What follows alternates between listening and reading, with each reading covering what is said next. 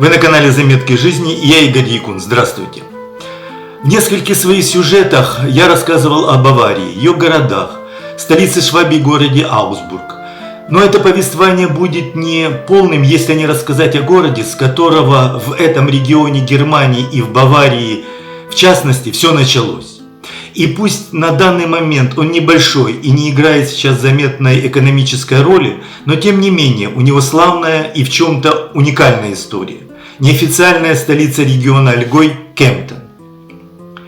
В тройку главных претендентов на звание старейших немецких городов входят Трир, некогда крупнейший среди них, называемый Северным Римом, в котором в римскую эпоху проживало до 70 тысяч человек.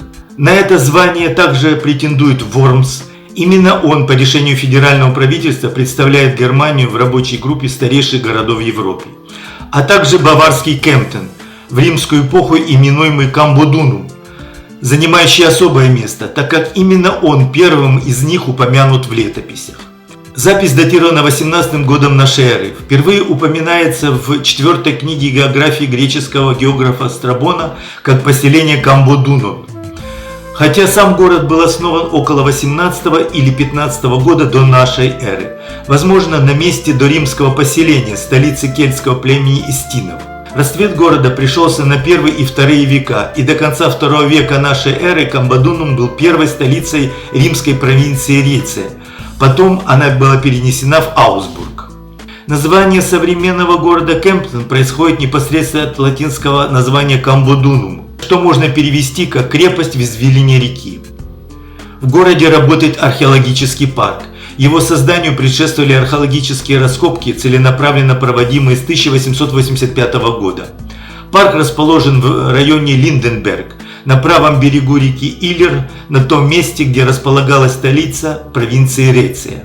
В парке представлены галлоримский храмовый комплекс Геркулеса с 5 реконструированными зданиями и двойным залом, окружавшим храмовый комплекс с 3 сторон, малые термы, примыкающие к приторию, резиденция правителя римской провинции.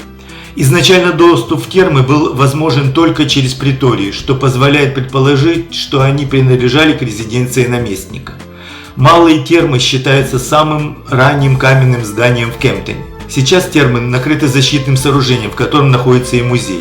К северу от малых располагались большие термы, построенные в конце I века. Площадь этих терм составляла 4200 метров квадратных, что делает их одним из крупнейших термальных комплексов к северу от Альп. А память о них сохранилась в Кемптене и до наших дней в названии улицы Терминштрассе, на которой они расположены. Рядом с приторием комплекс форума с базиликой, казармами для войск и хозяйственными постройками. К юго-востоку к нему примыкал священный участок. Он был окружен стеной, охватывающей площадь около 180 на 240 метров. В его центре во время раскопок в 19 веке был обнаружен алтарь размером 8,4 на 12 метров. Комплекс является крупнейшим сохранившимся археологическим памятником римского времени в Германии, но, к сожалению, не полностью раскопан в связи с плотной современной застройкой вокруг него. Так, например, большая часть священного участка с алтарным местом с 19 века оказалась под современными улицами. После разорения Камбодунума германскими племенами в конце III века город был перенесен на холм Бурхальде, возвышающегося примерно на 25 метров на левом берегу Иллера и тогда располагавшийся на острове. Значительно сократившееся поселение теперь было лучше защищено на речной террасе.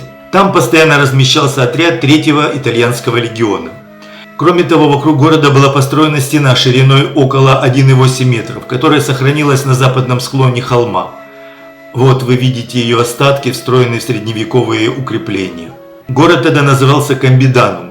С этого места и пошел современный Кемптен. В 752 году на левом берегу реки Иллер, напротив северной оконечности Кемптена, населенном в то время преимущественно алеманами, монах Аудогар основал Бенедиктинский монастырь и стал его первым настоятелем, построив монастырскую церковь, посвященную Святой Марии. В VIII веке монастырь приложил немало усилий, чтобы получить более высокий статус, как Каролинский монастырь того времени. Этому способствовало благословное отношение к нему Хильдегарды, третьей жены Карла Великого, которая по материнской линии происходила из алеманской знати, а также и самого короля. В 773 году Хильдегарда и Карл Великий официально переосновали монастырь. Выйдя замуж в совсем юном возрасте, ей было то ли 12, то ли 14 лет, Хильдегарда родила Карлу Великому в общей сложности 9 детей, 4 мальчиков и 5 девочек, причем всех наследников престола. Ее сын и наследник Карла, Людовик Благочестивый, продолжал оказывать монастырю постоянную поддержку. В 853 году Кампедонская марка была утверждена в качестве земельного владения аббатов. Территория марки примерно соответствовала будущему графству Кемптон. Хильдегарда глубоко почитаема в Кемптоне и в Альгое, как святая, и всегда изображалась нимбом. Ее изображение украшало монастырский герб и некоторые из монет княжеского аббатства, а женское имя Хильдегарда одно из самых популярных в Альгое. С XII века аббаты монастыря стали носить княжеский титул. Однако в 1289 году король Германии Рудольф I за оказанные горожанами Кемптона услуги даровал городу особые привилегии, сделав его вольным имперским городом Кемптон. В 1525 году последние права собственности аббата в имперском городе были проданы, что ознаменовало начало существования двух независимых городов, расположенных рядом друг с другом и носящих одно и то же название.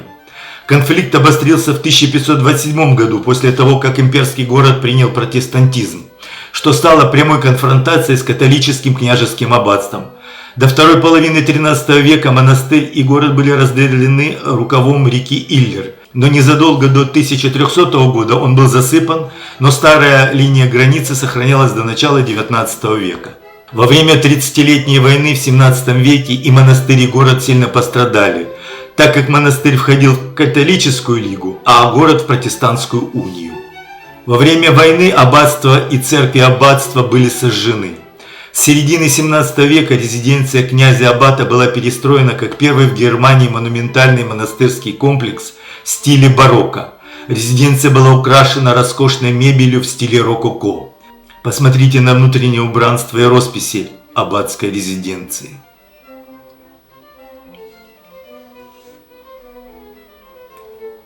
Рядом с резиденцией свой парк Хофкартен площадью 3,4 гектара, очень красивый в нескольких уровнях, и в нем находится настоящая реликвия – 7-метровое дерево белой акации, посаженное еще в 1740 году. Так как аббатству на все не хватало денег, решили восстанавливать только базилику святого Лоренца, Лаврентия, как совмещающую функцию приходской и монастырской церкви. И хотя здание церкви было в основном завершено к 1670 году, но отделочные работы и перестройки внутреннего убранства затянулись почти на век, и торжественное освящение состоялось лишь в 1748 году. Башни были завершены только в 1900 году. К тому времени уже произошло слияние вольного имперского города и княжеского монастырского города в единый Кемптон. Созданная в стиле барокко базилика святого Лаврентия имеет и соответствующее пышное убранство. В базилике 15 алтарей, в одном из них хранится реликвия святого Лаврентия. Пятипролетный центральный неф имеет высоту 16,3 метра и заканчивается восьмиугольным хором перед главным алтарем, увенчанный куполом высотой 42 метра. Главный алтарь работы Иоганна Георга Хагенмиллера посвящен Деве Марии, которая является покровительницей Бенедиктинского ордена. Алтарная картина изображает Вознесение Девы Марии.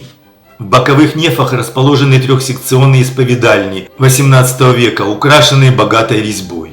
В базилике святого Лоренца в Кемптоне имеется 4 стационарных органа и 1 переносной. Главный орган расположен на западной галерее. Над хорами расположены 2 хоровых органа. Северный орган Святой Марии может использоваться и как основной орган для поддержки коллективного пения в хоре, и южный орган Святого Лаврентия, созданный в стиле высокого барокко с мелодичной настройкой. С пульта главного органа можно играть и на обоих хоровых органах. 4-й орган находится под хорами в крипте, которая также используется для церковных служб и в которой находятся надгробия князей-аббатов. На 2 башнях, каждая высотой 65 метров, установлено 7 колоколов. 2 самых старых относятся к 17 веку.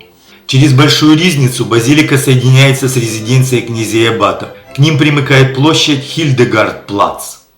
Когда-то на площади стоял фонтан в неоготическом стиле со статуей Хильдегарды, но его демонтировали из-за ветхости.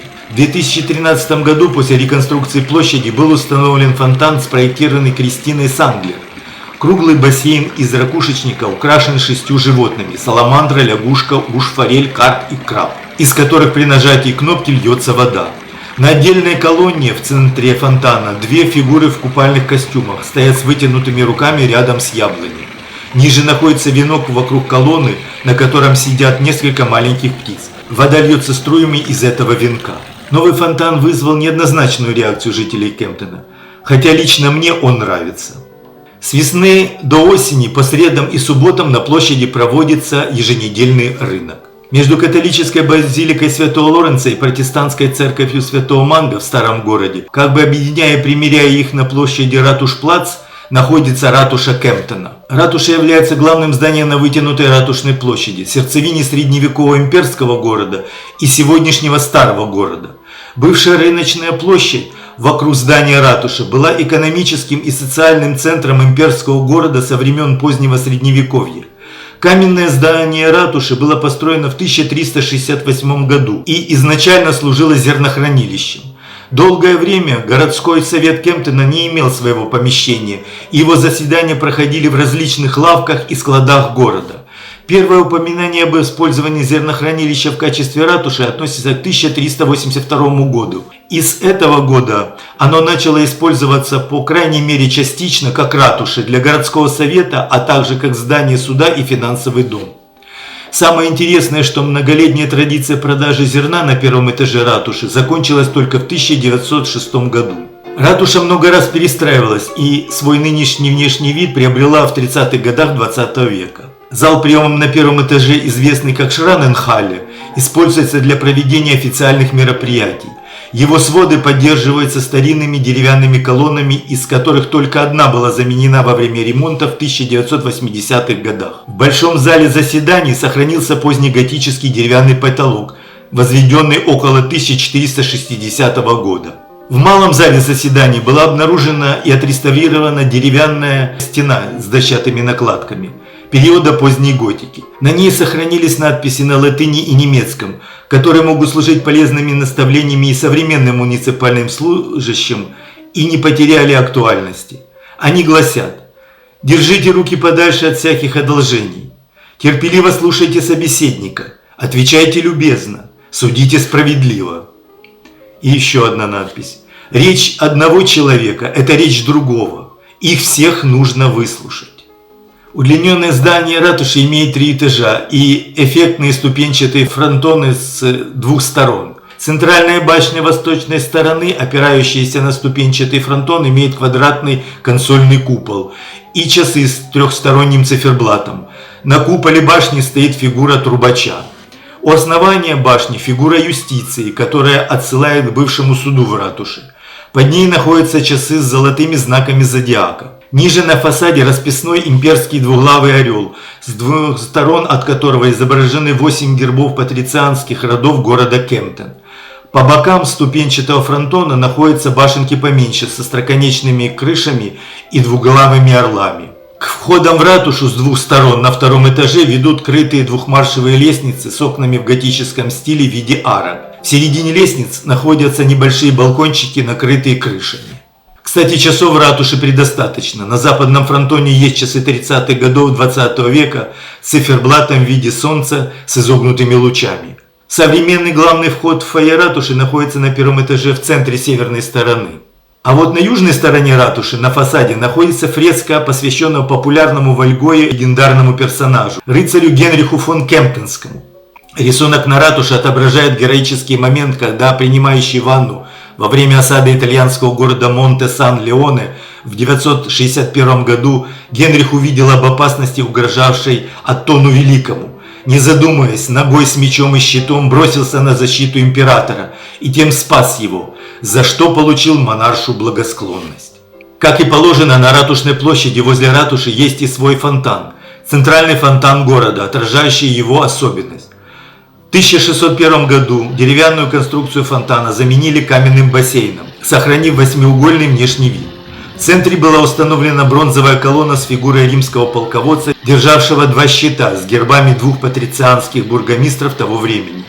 Фигура полководца свидетельствует о римском наследии в истории города и о почтении к его корням. Это памятник вымышленному римскому основателю Кемптона, подобно фонтану Августа в Аусбурге. Вода в фонтане проистекает из фигур дельфинов и путти на колонне. На чаше фонтана установлена защитная ажурная кованая решетка. Церковь святого Манга. Манг – произношение имени святого Магнуса на баварском диалекте. Евангелистическая лютеранская приходская церковь Кемптона. Это сосредоточие в прошлом политической, духовной и культурной жизни свободного имперского города. Она посвящена святым Магнусу Фюссенскому и Ульриху Аусбургскому, о которых я рассказывал в предыдущих сюжетах. Построена она в готическом стиле на месте романской церкви XII века в очень короткий срок, с 1426 по 1429 годы, включая 66-метровую колокольную башню. Она несколько раз перестраивалась и в стиле рококо, и в неготическом стиле. В начале 20 века многие элементы прежних реконструкций фасада были удалены, и церковь приобрела нынешний облик. С 1527 года церковь была центром реформации в районе Кемптона. Как большинство протестантских церквей, она очень сдержана во внутреннем убранстве. Самым известным ее объектом является главный алтарь, изготовленный в 1893 году и отмеченный наградами на Всемирной выставке в Чикаго в 1893 году и Баварской государственной выставке в Нюрнберге в 1896 году. С 1906 года он установлен в церкви. Алтарь был спроектирован нюрнбергским архитектором Шмидцем и выполнен нюрнбергским скульптором Фрицем Шиммером и мемингенским краснодеревщиком Леонардом Фоктом. Для элементов каркаса использовался дуб, а для фигур и рельефов липа. На алтаре изображены сцены из жизни Иисуса. Новый алтарь на пороге хора был спроектирован мюнхенским художником Вернером Малли во время реставрации церкви в 2007 году. Три его основных элемента – алтарь, аналой и купель – изготовлены из ясеня, что гармонирует с историческим окружением, резным алтарем, окнами, местами для хористов и фигурой распятого Христа 17 века, установленной на столбе подставки. Витражи хоров церкви были созданы в 1866-1869 годах в мастерской братьев Клаус в Нюрнберге. При создании витражей также использовали средневековая техника гризаль. Витражи установили в церкви в 1869 году. Красивая резная кафедра, датируемая 1608 годом. А напротив нее почетное место мэра, внушительно украшенное лепниной и двумя фигурами ангелов, между которыми расположены два городских герба. Изящная вот такая красивая люстра. Органы церкви современные. Главный орган один из крупнейших в регионе Альгой. Инструмент имеет 54 регистра на 4 мануалах и педаль. Посмотрите на его красивый изящный пульт. Изящный хоровой орган прямо за аркой хора. Имеется еще и небольшой переносной орган. Вот так в церкви по органам полный ассортимент. Из 5 колоколов церкви 2 XIV века. В восточной части северного нефа церкви есть необычное место – уголок тишины. Спроектированный архитектором Вернером Малли в 2007 году как связующее звено между небом и землей. Романские и готические кирпичные плитки, из которых выложен пол перед остатками фундамента готического бокового алтаря XII века, частично украшены рельефными изображениями животных и листьев, в том числе и единорога. Уголок тишины – это место, где можно остановиться, посидеть и поразмышлять. Рассказывая о церкви святого Манга, нельзя не упомянуть и об известных людях, связанных с ней. С 1553 по 1561 год в церкви служил пастором славянский реформатор и переводчик Библии Примуш Трубар. Трубар считается основателем славянской литературы и создателем славянского письменного языка, а также протестантской церкви в Словении. В 1550 году он издал первые славянские книги «Азбуку» и «Катехизис». Во время своего служения в Кемптоне ему удалось объединить под лютеранским течением реформации все слои населения имперского города. В 1922 году на старом приходском доме была установлена мемориальная доска, как напоминание о его деятельности в Кемптоне. А в 2008 году на южной стороне церкви был установлен бронзовый бюст Трубара, работы славянского скульптора Мирсада Бегича. В том же самом приходском доме церкви Святого Манга, где пастором был его отец, провел свою юность с 1849 по 1865 год Карл фон Линде, немецкий ученый, инженер и предприниматель. Он открыл холодильный цикл и изобрел первые промышленные процессы разделения воздуха и сжижения газов, что привело к созданию в 1876 году первого надежного и эффективного холодильника на сжатом аммиаке. Карл фон Линде, основатель компании Linde plc, транснациональной химической корпорации, крупнейшей в мире по доле рынка и выручки поставщика промышленных газов, в том числе и для медицины. В память о нем на доме тоже установлена мемориальная доска, а гуманистическая гимназия Кемптона, в которой он учился, названа в его честь. Церковь Святого Манга дала название и площади, возле которой расположена. Вокруг нее расположены дома, в прошлом принадлежавшие патрициям и богатым жителям города. На площади есть и несколько интересных объектов городской истории. Подземная часовня Эразма была католической кладбищенской часовней, построенной в XIII веке. Первый этаж часовни был посвящен архангелу Михаилу, а подвал бывшей костницы был посвящен святому Эразму. Первый этаж был снесен в XIX веке. Его контур сейчас обозначен на площади медной лентой. Сохранившиеся части часовни Эразма подверглись реставрации и были открыты для публики в 2010 году и с тех пор считается туристической достопримечательностью. В часовне представлена мультимедийная презентация, рассказывающая о истории священного сооружения и города. Скажу сразу, экспозиция на любителя. Интересна на площади скульптурная композиция «Колокол мира». Бывший колокол церкви Святого Манга, установленный на ней в 1948 году в послевоенное время и отлитый из металла, пожертвованного жителями Кемптона, которые они собирали в тяжелые послевоенные годы. Для создания этого колокола, помимо бытовой техники, были переплавлены и собраны жителями осколки снарядов и бомб. Несмотря на низкое качество материалов и соответствующее звучание, он представляет собой высокую эмоциональную ценность. Снятый с церкви во время реставрации, был установлен на площади. Колокол мира призван теперь служить местом размышлений для людей всех культур и напоминанием об ужасах войны и необходимости поддержания мира во всем мире. Ну и, конечно, самый известный объект площади – покрытый куполом фонтан Святого Манга. Созданный в 1905 году выдающимся немецким скульптором 20 века Георгом Вербой, в стиле модерн, фонтан с бронзовыми скульптурами в натуральную величину является художественным шедевром. Святой Магнус Фюссенский изображен как апостол Альгоя. В виде молодого человека в короткой мантии, в одной руке он держит распятие, а другая поднята в благословляющем жесте.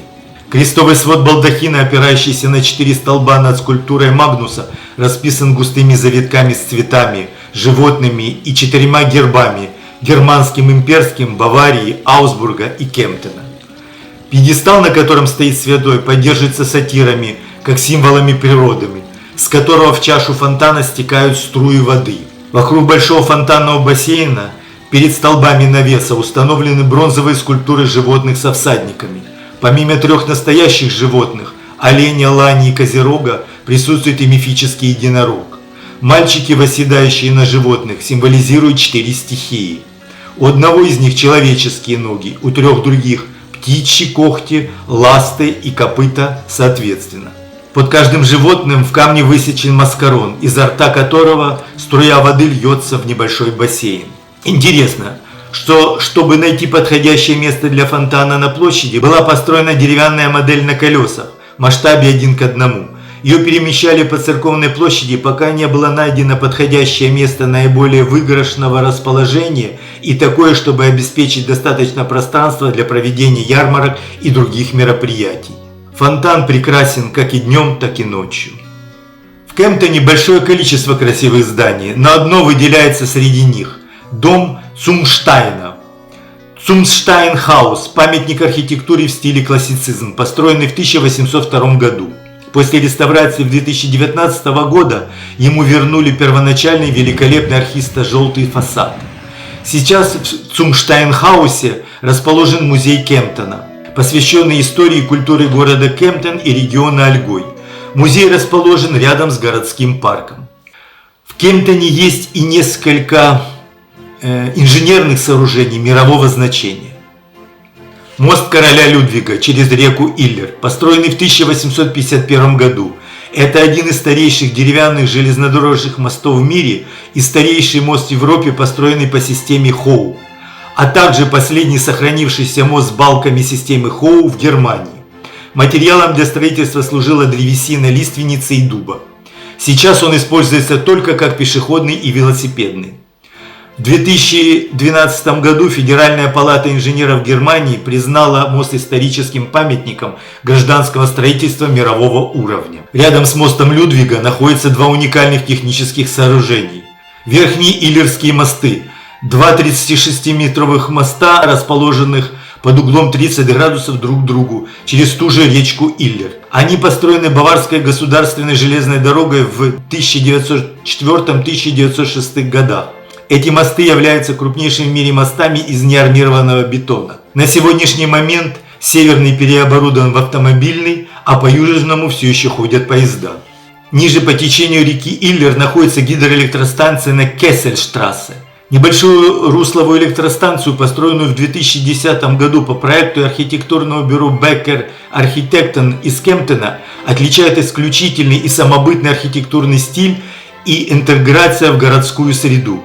Ее внешний вид можно описать то как застывшую волну, то как язык ледника, то как речной камень в форме звезды. До электростанции регулярно проводятся экскурсии. В 2011 году архитектура электростанции была отмечена наградой немецкой архитектурной премии, а также немецкой архитектурной премии в области бетона. И еще отмечу один исторический факт. Именно в Кемптоне, на фабрике по производству спичек, в марте 1898 года был установлен первый в мире коммерческий дизельный двигатель мощностью 22 киловатта. Вот так. Немного расскажу и о знаменитых уроженцах Кемптона. Ну и самый известный из них, конечно, Клод Дорнье. Франко-немецкий авиаконструктор и основатель компании Дорнье. Один из тех, кто стоял у истоков современного цельнометаллического авиастроения. А начинал он свою карьеру в авиации в опытном отделе дирижаблестроительного предприятия графа Фердинанда фон Цеппелина. Среди известных проектов Дорнье 12-моторный гидросамолет Дорнье-X, на протяжении десятилетий остававшийся самым большим и мощным самолетом в мире. О нем, о его сыне Питере, конструкторе и предпринимателе, я рассказывал в сюжете о городе Линдау. Эрнст Вальтер Майер родился в 1904 году, немецко-американский биолог и ведущий сторонник современной синтетической эволюционной теории. Он считается одним из самых влиятельных ученых-естествоиспытателей XX века. Работы Майера оказали существенное влияние на развитие синтетической теории эволюции, являющейся синтезом генетики и концепции теории эволюции Чарльза Дарвина. В 1953 году он стал профессором Гарвардского университета в Кембридже, штат Массачусетс. В Кемптоне родилось несколько известных немецких спортсменов, в том числе футболистов, автогонщиков, велогонщиков, и среди них Ильхан Мансыз, футболист и разносторонний человек. Происходящий из турецко-крымско-татарской семьи, начинал свою футбольную карьеру в Кемптоне, а затем стал чемпионом Турции по футболу в составе Бешикташа и обладателем бронзовых медалей чемпионата мира по футболу 2002 года в составе сборной Турции. В матче за третье место Ильхан отдал голевой пас Хакану Шукюру, который на 11-й секунде забил самый быстрый гол за всю историю чемпионатов мира. А затем и сам забил еще 2 гола, что принесло победу турецкой сборной. После окончания футбольной карьеры, занявшись фигурным катанием, они в паре со словацкой фигуристкой Ольгой Бестендигировой в 2014 году стали первыми чемпионами Турции в парном фигурном катании. А еще он участник различных шоу и успел как актер сняться в 7 фильмах. Лиза Бренауэр является одной из самых успешных немецких велогонщиц начала 21 века. 7-кратная чемпионка мира по шоссе и треку. В 2021 году на Олимпийских играх в Токио стала и олимпийской чемпионкой в командной гонке преследования. После завершения активной спортивной карьеры работает тренером немецкой федерации велоспорта. В 2022 году она была награждена высшей наградой свободного государства Бавария, Баварским орденом за заслуги. И еще один человек, которым по праву гордится Кемптон, и о котором я вам хочу рассказать. Рейнхард Фурер, немецкий ученый, физик и астронавт. Хоть и родился он в Тироле, но после Второй мировой войны семья переехала в Кемптон. Здесь Фурер получил аттестат зрелости в гимназии Альгой Кемптон, в которой учился и Клод Дорнье. Будучи студентом Свободного университета Берлина, участвовал в эвакуации людей из восточного сектора Берлина, в том числе и по туннелю номер 57. По данным Музея Берлинской стены, является создателем землеройной машины, использовавшейся при строительстве туннеля. 30 октября 1985 года, стартовав на борту космического челнока «Челленджер» в составе миссии Д-1 в качестве специалиста по полезной нагрузке, вместе с Эрнстом Мессершмиттом стали третьим и четвертым немцами, побывавшими в космосе. Время их пребывания на орбите составило 7 дней 44 минуты. В 1987 году стал профессором и директором Института космических технологий в Свободном университете Берлина. Фурер был энтузиастом любительского пилотирования и совершил множество полетов на одномоторных самолетах, включая перелет над ледниковым щитом Гренландии и одиночный перелет из Германии в столицу Эквадора Кито. Трагически погиб 9 сентября 1995 года в авиакатастрофе во время авиашоу на аэродроме в Берлине. Урна с прахом Фурера была захоронена рядом с прахом его родителей на протестантском кладбище в Кемптоне. Закончить рассказ об этом удивительном человеке я хочу его словами.